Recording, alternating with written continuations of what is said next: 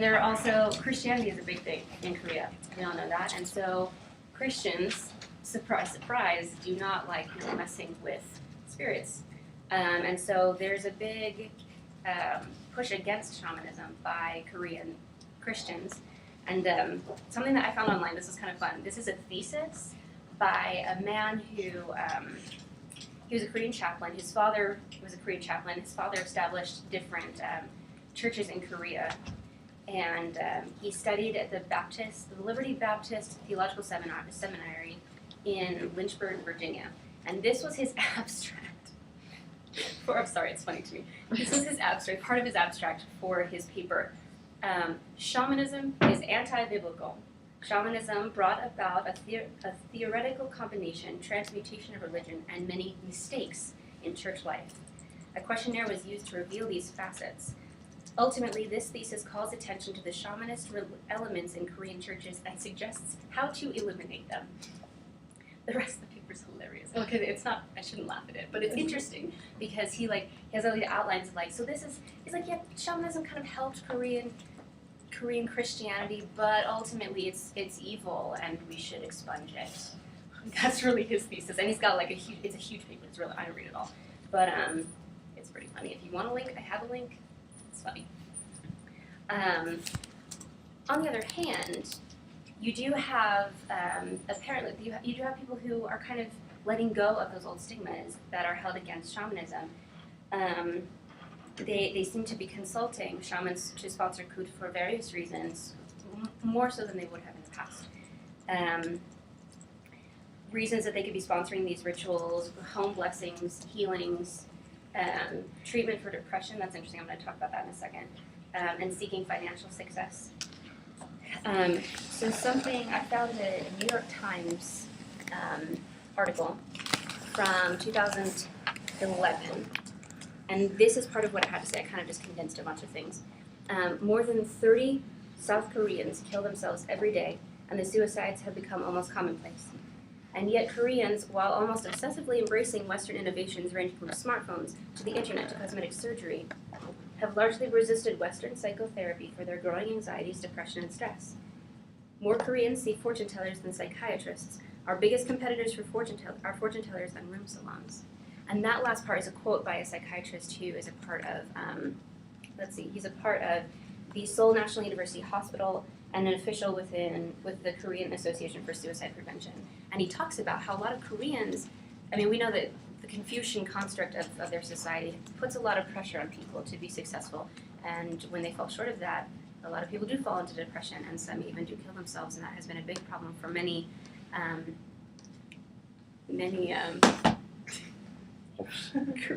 Asian countries. Trying to get it to try away. Oh, that's show better.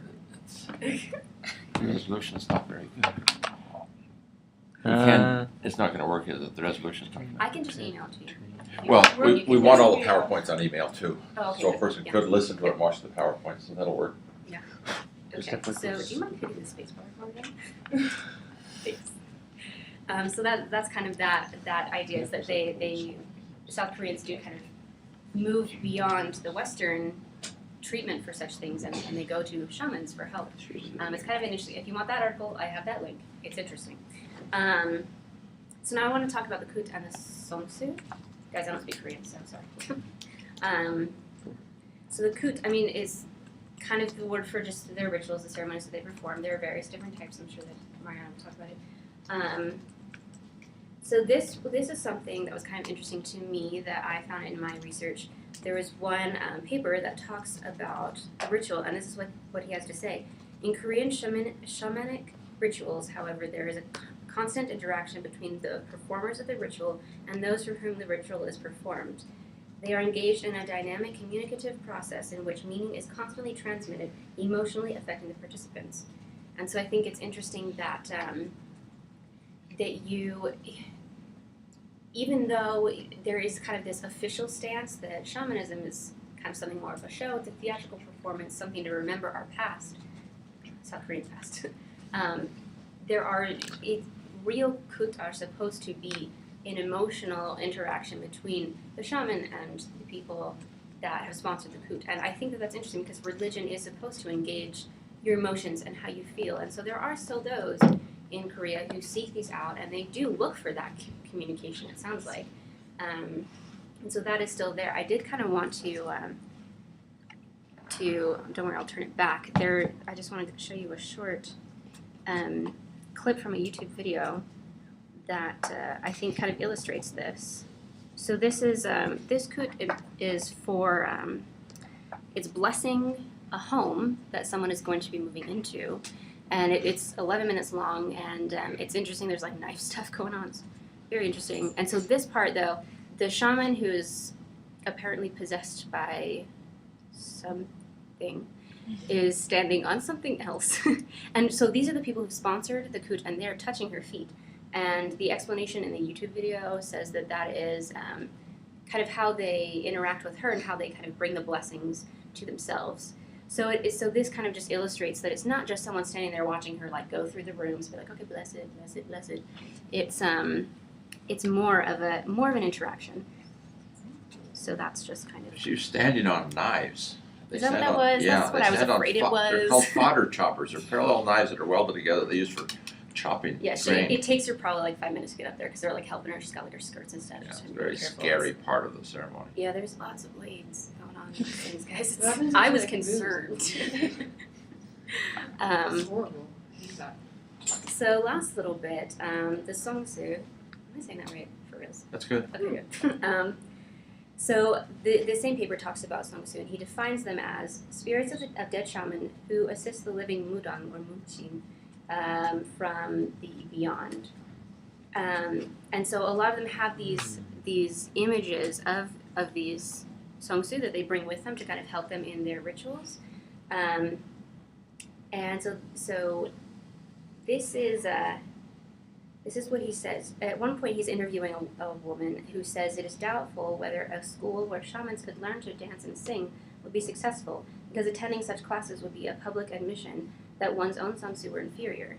So the Songsu are kind of like their mentors that help teach them, help guide them, help them to perform the ritual properly, which makes sense. I mean, kind of like what's that word, patron god. We've had those kinds of things in Western religions, patron saints, patron gods. We get that, but it seems like it's a little bit more. This is something else he says. As the way facial features are rendered, it is not very realistic and quite stylized, and at first sight, the Songsu may seem almost identical to each other. But to the shamans who worship them, however, things could hardly be more different.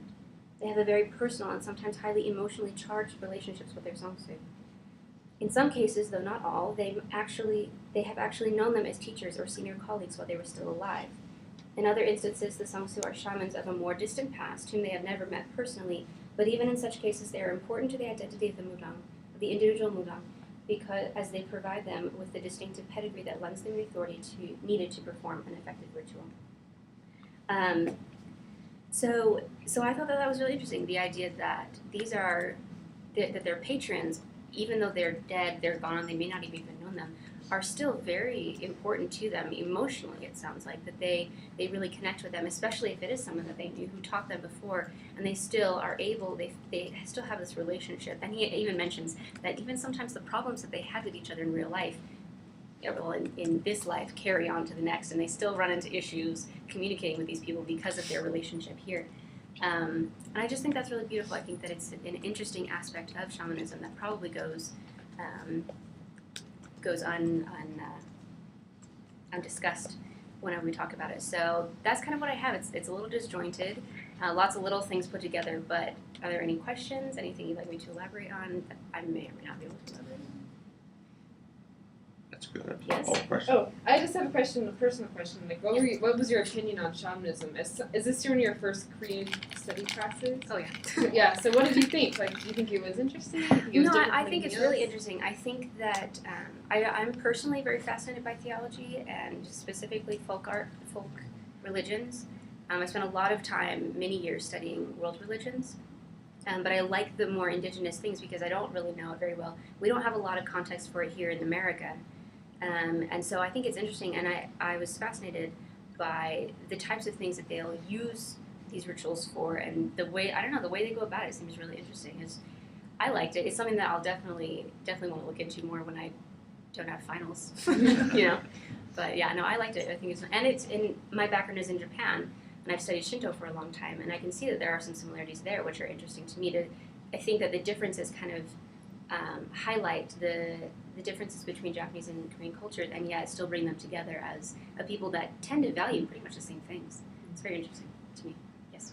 When they talk about in the very beginning how there's the aspect of fear, is that coming from them feeling a presence, or is it from them not understanding the rituals? I think it's more of like, a lot of times if you go to a shaman, it's because something's wrong, right? And in the past, it would be like, my son is throwing up and I don't know why. Mm-hmm. And I think that's more where the fear comes in. It's like, please take care of what is happening. Please figure out what's happening to my son. There's a lot of, I think a lot of the things in the past is like, please heal me. Mm-hmm. And when you could die of something as simple as a toothache, I think that there's a lot of fear whenever your body starts to do something that you can't understand or control. Mm-hmm. And so I think it was more of a preventative measure to go and be like, I'm sick, something's wrong, please heal me. So fear and superstition are the two words that quote uses, and I think that that's what it is. It's more like, well, if something's wrong, it must be there's something wrong with the spirits. I have to go talk to a shaman to figure out what's going on. So I think it was less a fear of the spirits themselves and more a fear of like, I don't know what's going on because I didn't really do anything, and they're freaking out and they're like affecting me, and I can't do anything about it. I think that that's more the handicap there of not being able to control what's going on. But that's what I think. I don't know. Spirits just chill. Oh, very good. Thank you. You're going to break each one. Okay. Because it's easier. Can I start I think it's plugging in better. my computer to use the big one? What's that? Can I start plugging in my computer?